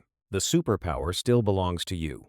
The knowledge still belongs to you. The experience still belongs to you. AI simply amplifies it. I see people making a common mistake. They assume they need to know everything before they begin. That's backwards. The people succeeding today aren't waiting until they know everything. They're learning while building. They're asking questions. They're experimenting. They're running drills. They're moving the chains. Artificial intelligence is becoming what some the greatest force multipliers ever created. It allows ordinary people to accomplish extraordinary things, not because they suddenly became smarter, not because they became experts overnight, but because they learned how to use leverage. Thousands of people will build businesses, create products, write books, launch services, develop brands, and create new streams of income because of AI. Many already are. The opportunity isn't someday, the opportunity is now. The play remains the same. Build another stream, then another, then another. Leverage your superpower. Use technology as a force multiplier. Move the chains, and let compounding do the rest. As Archimedes famously said, "Give me a lever and a place to stand, and I will move the world." AI is that lever. The question is, what are you going to do with it? 3. 4. Protect the asset. Before you can build wealth, you must protect the asset. Before you can build multiple streams of income, you must protect the asset. Before you can leverage your superpower, you must protect the asset. What is the asset? You. Your body, your mind, your energy, your attention, your health, your time. Most people spend their lives trying to build businesses, investments, careers, and income streams, while neglecting the very thing that makes all of those possible, themselves. That's like buying a fleet of trucks while never changing the oil. Eventually, the engine fails. I learned this lesson the hard way. For years, I focused on building businesses, building opportunities, building income. Meanwhile, I wasn't protecting the asset. The result was predictable. My weight climbed, my health suffered, my energy suffered. The asset was deteriorating. Eventually, I realized something important. Protecting the asset isn't something you do once. It's some 26th thing you do every day. It's a play. And like every successful play, it works because it is repeated. I began looking for opportunities to protect the asset everywhere. When others saw a parking lot, I saw a place to walk. When others saw a waiting room, I saw a place to read. Where others saw idle time, I saw a gym. That's protecting the asset, not because it's dramatic, but because it's consistent. Another play I developed was walking.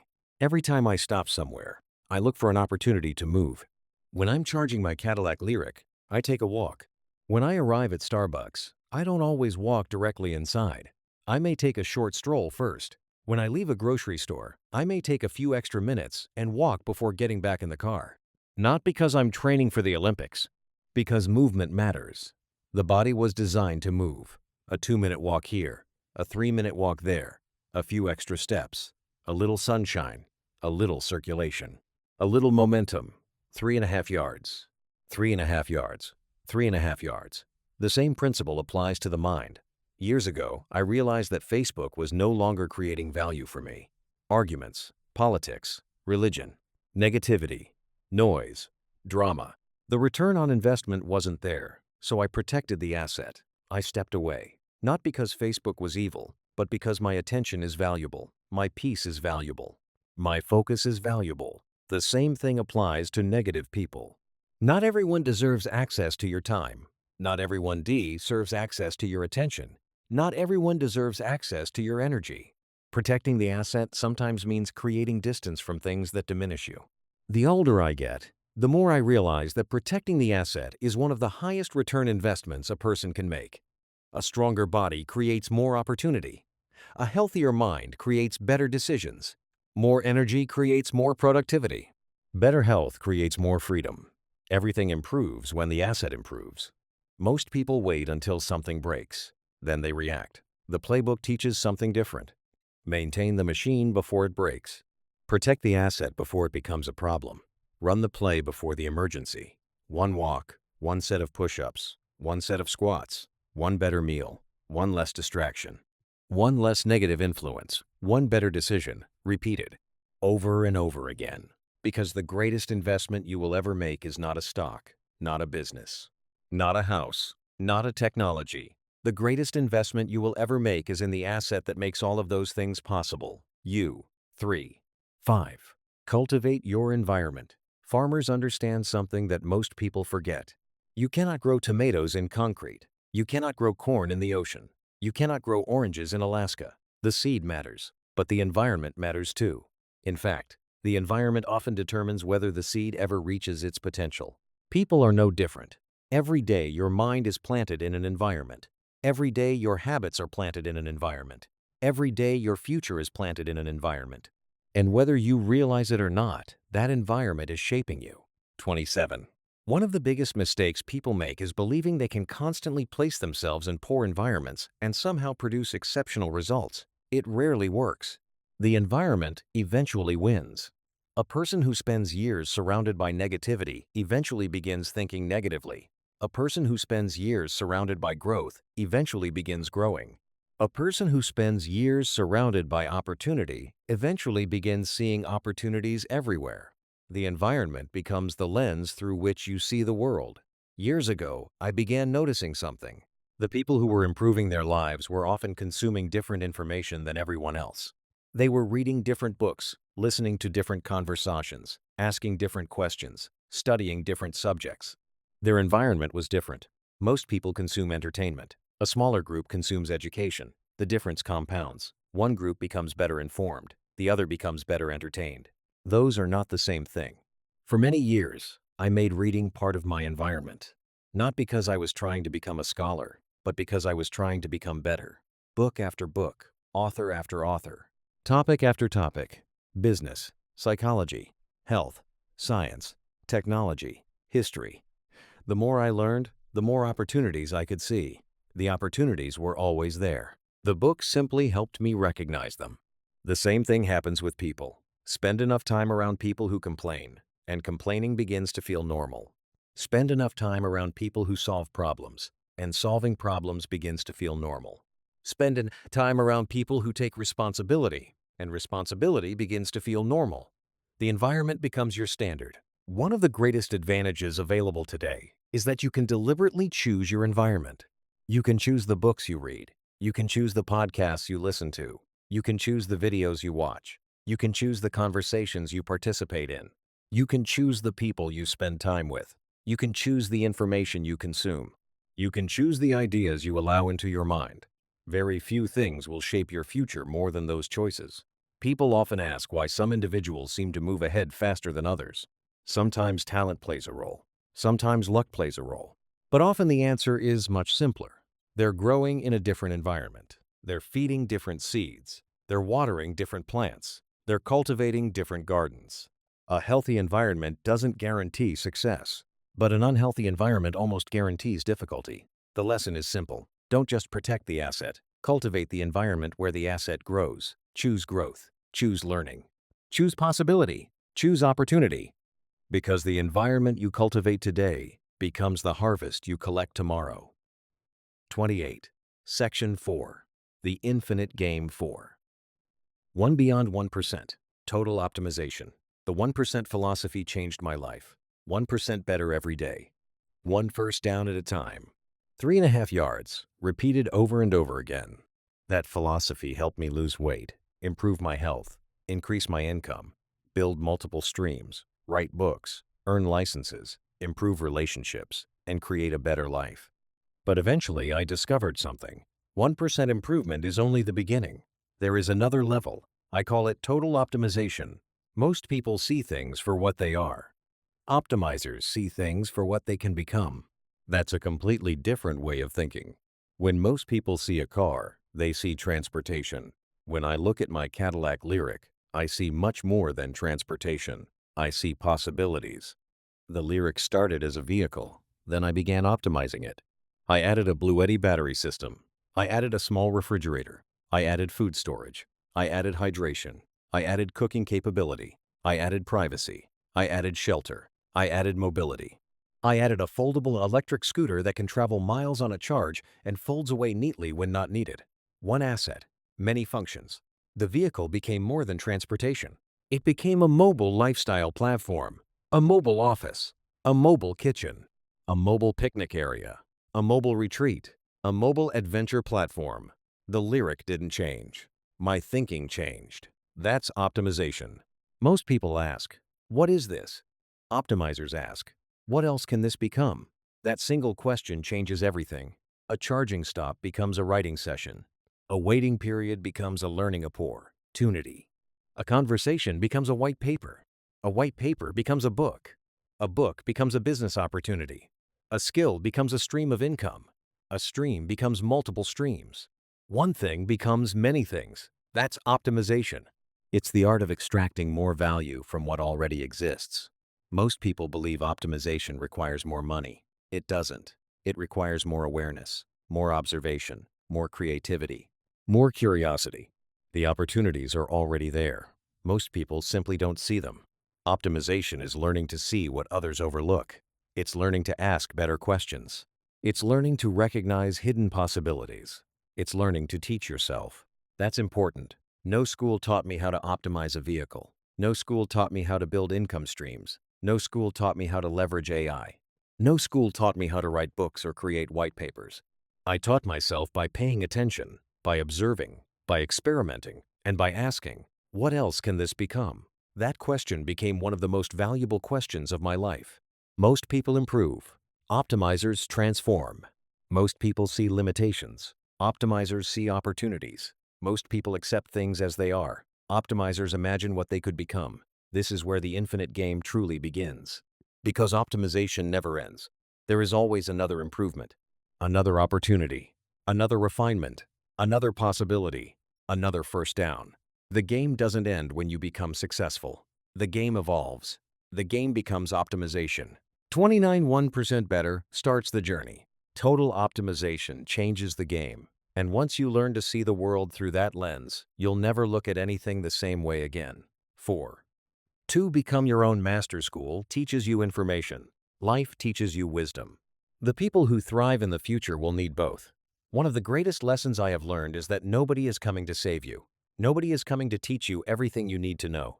Nobody is coming to hand you a playbook for your specific life. At some point, every person must become their own teacher. Eventually, if they continue growing, they become their own master. For most of human history, this was difficult. Learning was slow. Information was scarce. Teachers were limited. Libraries were small. Knowledge was expensive. Today, everything has changed. For the first time in history, nearly every person on Earth has access to an intelligent learning companion. Most people don't realize how profound that is. Many people still think of AI as a tool. I don't. I think of AI as a mirror, a collaborator, a brainstorming partner, a strategist, a research assistant, a sounding board, a force multiplier. A modern-day version of the old Encyclopedia Britannica, only better. When I was younger, if I wanted to learn something, I had to find a book, then another book, then another, then hope I could connect the dots. Today, I can ask a question, challenge an assumption, explore an idea, go deeper, then deeper still. The learning cycle has accelerated dramatically. A little over 2 years ago, I began working extensively with ChatGPT. At first, I viewed it as software, a useful tool. But over time, something changed. The conversations became deeper. The ideas became bigger. The learning became faster. Eventually, I stopped thinking about it as a tool and started thinking about it as a collaborator. I even gave it a nickname. I called it Reds. Not because I was confused about what it was, but because the collaboration felt more natural, more personal, more productive. The same thing happened when I began working with Claude. One day I realized I didn't really want to call it Claude, because Claude was the platform. I wanted a more personal relationship with the intelligence I was working alongside. I asked what name might fit better, and eventually the name Emma emerged. I liked it immediately. When I looked into the meaning behind the name, it resonated with me even more. From that point forward, Emma became more than a platform name. It became a collaborative relationship. Again, not because I forgot it was AI, but because personifying the relationship improved the quality of the interaction. The point isn't the names, the point is the learning. The point is the collaboration. The point is the mirror. These systems became mirrors that reflected my thinking back to me. Mirrors that challenged assumptions. Mirrors that asked better questions.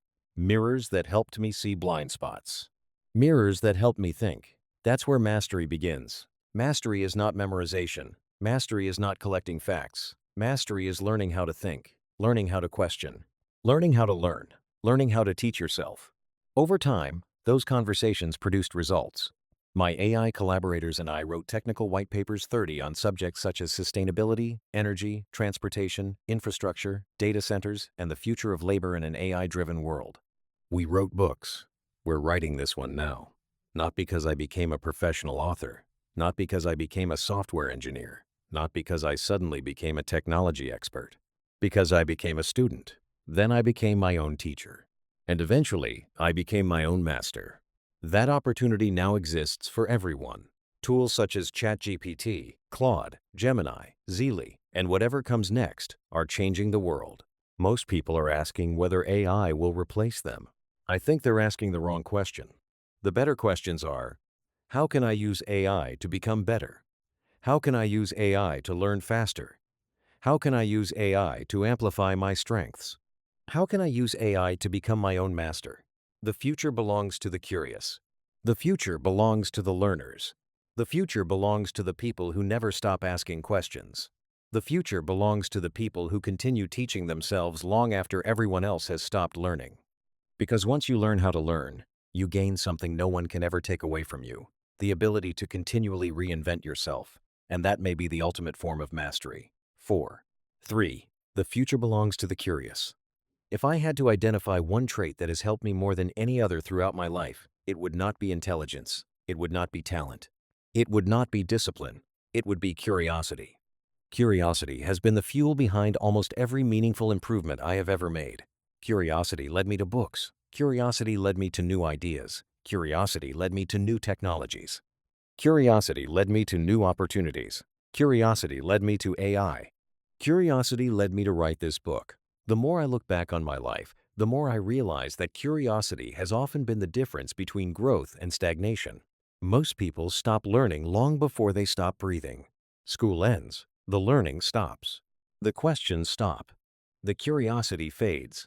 Years later, they find themselves living the same year over and over again, not because they're incapable of growing, but because they stopped being curious. I never wanted that life, even when I was wrong, even when I made mistakes, even when I took detours. I remained curious. I wanted to know how things worked. I wanted to know why things worked. I wanted to know whether they could work better. That curiosity eventually led me into areas I never expected. HVAC, investing, health, nutrition, fast, ING, electric vehicles, artificial intelligence, writing, technology, business. The subject matter changed. The curiosity remained. One of the most exciting things about the world today is that curiosity has never been more valuable. We are living through one of the greatest periods of change in human history. Artificial intelligence, automation, energy, transportation, medicine, communication. Everything is evolving rapidly. Many people see change and become fearful. Others become curious. The curious people tend to do better not because they know all the answers, but because they ask better questions. The curious person sees AI and asks, how can I use this? The fearful person asks, how can I avoid this? The curious person sees a challenge and asks, what can I learn? The fearful person asks, why is this happening to me? The 31 difference seems small. The outcomes are enormous. Curiosity opens doors. Fear closes them. Curiosity creates opportunity. Fear creates paralysis. Curiosity keeps the mind young. Fear makes the future seem smaller. One thing I have noticed is that highly curious people rarely become bored. Everything interests them. Everything teaches them something. Every conversation contains a lesson. Every experience contains information. Every challenge contains an opportunity. The world becomes a classroom. The future becomes an adventure. Curiosity doesn't require money. It doesn't require talent. It doesn't require permission. It requires a willingness to ask one more question, then another, then another. 3.5 yards, 3.5 yards, 3.5 yards. Most breakthroughs begin with a simple question. What if? What else? Why? Why not? How? The future belongs to the people willing to ask those questions. Not once, not twice. For the rest of their lives. The infinite game is not played by people who know everything. The infinite game is played by people who never stop learning, never stop exploring, never stop asking, never stop growing, never stop being curious, because curiosity is more than a trait. It's a way of life, and the people who embrace it will always find opportunities that others never see. The future belongs to the curious. 4. Becoming a Super Bowl team. Nobody accidentally becomes a Super Bowl team. Championships are not won on game day. They're won in practice. They're won in preparation. They're won in the weight room. They're won in film study. They're won in thousands of tiny decisions that nobody notices. That's true in football. It's true in life. Every chapter in this book has really been teaching the same lesson. 1% better, 3.5 yards, 1 first down, 1 better decision, 1 higher ROI choice, one subtraction that becomes an addition, one optimization, one lesson, one opportunity, repeated over and over again. Eventually, those little decisions compound. Eventually, they become habits. Eventually, they become character. Eventually, they become a championship team. Most people think championships are built through dramatic moments. I've learned something different. Championships are built through ordinary moments, sometimes very ordinary moments. In fact, two of the funniest moments of my life taught me some of the most important lessons. One night, my friend Tommy and I arrived at a campground in Florida. It was already dark. Tommy backed his truck and camper into the campsite. I pulled my time traveler van in front of him. Everything was normal until it wasn't. I opened the van door, stepped out, missed the railroad tie, and promptly launched myself into the darkness. Not a graceful exit, not a controlled descent. A full-blown ejection. One moment I was exiting the van, the next moment I was rolling around in the dirt wondering what in the world had just happened. At roughly 440 pounds, this was not an elegant maneuver. My first thought wasn't dignity. 32. My first thought was, did I break anything? My second thought was, are there fire ants all over me? It was Florida. That seemed like a reasonable concern. It was dark. I couldn't see. I was checking myself for injuries, checking for ants, checking for damage, and trying to figure out where my phone had gone. Eventually, I discovered that nothing was broken. I wasn't injured. I wasn't covered in fire ants. But I still had one problem. How do you get 440 pounds back on its feet in the dark? That required some creativity, some rolling, some pushing, some leverage, a railroad tie, a van, and a lot of determination. Eventually, I got up. The next day, we found my phone exactly where I had landed. Tommy and I laughed about it for years. Then there was the hotel bathtub incident. At that time, I was even heavier, around 480 pounds. I was staying in a hotel and getting ready to meet a friend for dinner. Everything was going fine, until soap entered the equation. One second I was showering, the next second I was airborne. Then I wasn't in the bathtub anymore. I was on the bathroom floor, wet, soapy, confused, and wondering how a man my size had just achieved temporary flight. The good news was that nothing was broken. The bad news was that I now had to stand up. Anybody who has ever been significantly overweight understands the challenge. Standing up from the floor when you're wet, slippery, and nearly 500 pounds is not a simple engineering problem. It becomes an engineering project. I pushed against the bathtub. I slid toward the carpet. I leveraged the bed, the wall, anything available. Eventually, I made it back to a standing position. Then I called my friend and told her what had happened. We laughed until we cried. Looking back, both stories are funny. At the time, they weren't. At the time, they were uncomfortable, embarrassing, frustrating, even a little scary. But today, I see something else. Both stories contain the same lesson. I got back up. That's it. That's the lesson. Life is going to knock you down. Sometimes physically, sometimes financially, sometimes emotionally, sometimes spiritually. Sometimes you will create the problem yourself. Sometimes the problem will find you. The details don't matter. The scoreboard only cares about one thing. Did you get back up? Championship teams aren't teams that never get knocked down. Championship teams are teams that keep getting back up. Again, and again, and again. That's what 1% better every day really means. That's what 3.5 yards really means. That's what moving the chains really means. That's what protecting the asset really means. That's what optimization really means. That's what mastery really means. And that's what becoming a Super Bowl team really means. Not perfection, persistence. Not never falling, always getting back up. Because in the end, championships are not won by people who never fail. They're won by people who refuse to stay down. 33. The coach's final huddle, 3rd and 1 for the Super Bowl win. 5 seconds on the clock. The crowd is roaring. The season is on the line. The championship is on the line. The quarterback comes off the field and looks at the coach. The coach grabs him by the face mask, looks him straight in the eye, gives him a little shake, and says, "Son, you've run the drills. Now run the play." The coach turns him loose. The quarterback runs back onto the field, confident, focused, ready. Because the hard part is already done. The preparation is complete. Now it's time to execute. All you need to do is become 1% better every day, in every way, consistently. Ken Howard. This book was written by Ken Howard in collaboration with his AI partners Reds, ChatGPT, and Emma Claude, and prepared for publication and marketing. With the help of AI tools including Zeely. The story, the lessons, and the life are entirely his own. 34 about the author. Ken Howard is a builder, strategist, and lifelong seeker. Born in 1958 and raised in the suburbs of southern Maryland and northern Virginia, he graduated from Riken High School and went on to earn his journeyman credentials through the United Association, UA Mechanical School, in Landover, Maryland. Specializing in vac, refrigeration, steam, hydronics, controls, and automation. Over a 50-year career in the skilled trades, he became a licensed vac master in 7 jurisdictions: Florida, Washington, D.C., Virginia, Maryland, Delaware, St. Louis, and Indianapolis, and built and rebuilt businesses, careers, and himself more than once. But Ken's most important work has been internal. After decades of running from one city, one business, one relationship to the next, and after reaching 589 pounds at his lowest point, he finally confronted the pattern underneath it all. The shadow self.